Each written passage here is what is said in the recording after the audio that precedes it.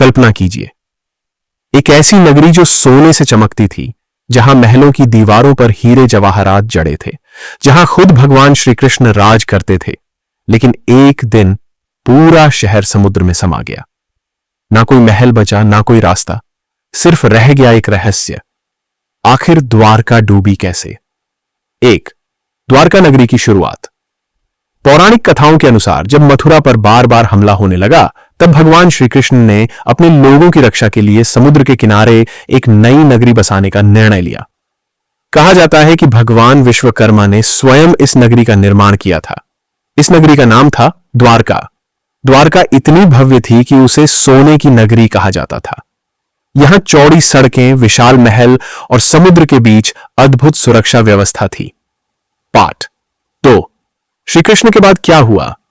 लेकिन समय बदला, महाभारत युद्ध समाप्त हुआ और फिर एक दिन भगवान श्री कृष्ण ने पृथ्वी छोड़ दी। कहते हैं कि जैसे ही श्री कृष्ण ने देह त्यागी, वैसे ही द्वारका का विनाश शुरू हो गया। महाभारत में वर्णन मिलता है कि समुद्र धीरे धीरे शहर को निगलने लगा। लोग भागने लगे, महल टूटने लगे और देखते ही देखते पूरी द्वारका समुद्र में समा गई। पार्ट 3, क्या विज्ञान भी इसे मानता है? अब सवाल उठता है, क्या यह सिर्फ एक कहानी है या सच में समुद्र के नीचे कोई नगरी मौजूद है? सन 2000 के आसपास भारत के समुद्री पुरातत्व विभाग ने गुजरात के तट के पास समुद्र के अंदर कई प्राचीन संरचनाएं खोजी। वहां पत्थरों की दीवारें, पुराने रास्ते और मानव सभ्यता के निशान मिले। कुछ विशेषज्ञ मानते हैं कि यह वही प्राचीन द्वारका हो सकती है।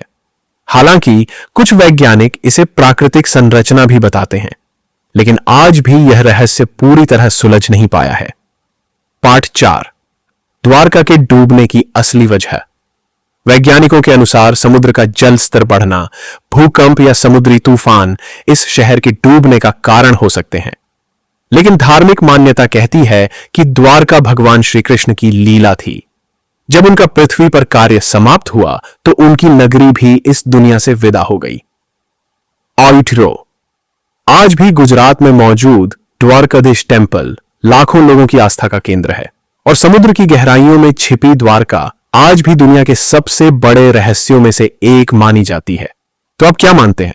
क्या द्वारका सच में भगवान कृष्ण की नगरी थी या फिर यह सिर्फ एक प्राचीन कथा है?